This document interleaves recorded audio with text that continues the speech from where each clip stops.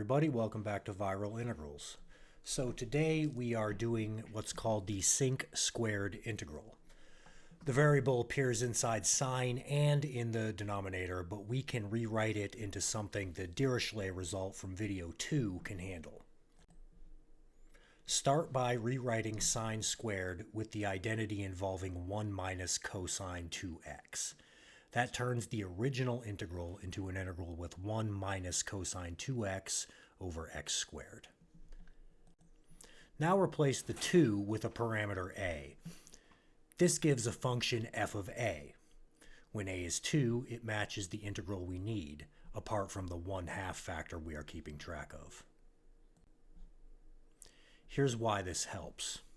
Differentiating 1 minus cosine ax gives x sine ax. That cancels 1 power of x in the denominator, leaving the Dirichlet type integral we already know how to use. To differentiate f of a, we use the Leibniz rule for differentiation under the integral sign. Video 2 derived it, and that derivation should be linked in the description. Now apply this exact rule to big F of a. The only part changing with a is 1 minus cosine ax. Differentiate the numerator, keep the denominator, and then simplify. The x from the derivative cancels 1x from x squared. Now use the Dirichlet result from video 2. In the damped sine formula, let the damping go to 0 from the positive side. The exponential disappears and the arctangent limit gives pi over 2.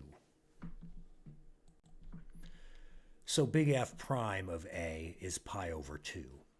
The hard-looking integral has turned into a constant derivative. Now integrate big F prime with respect to a.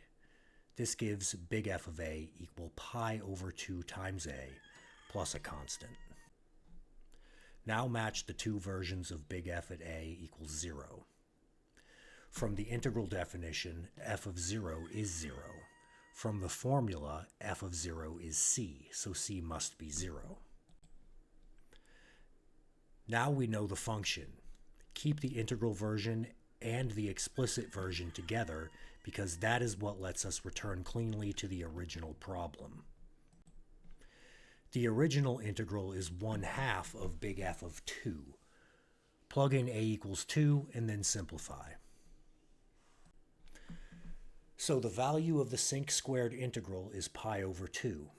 The path was to rewrite the square, create a function of a, use the Leibniz rule, and reuse the Dirichlet integral from video 2.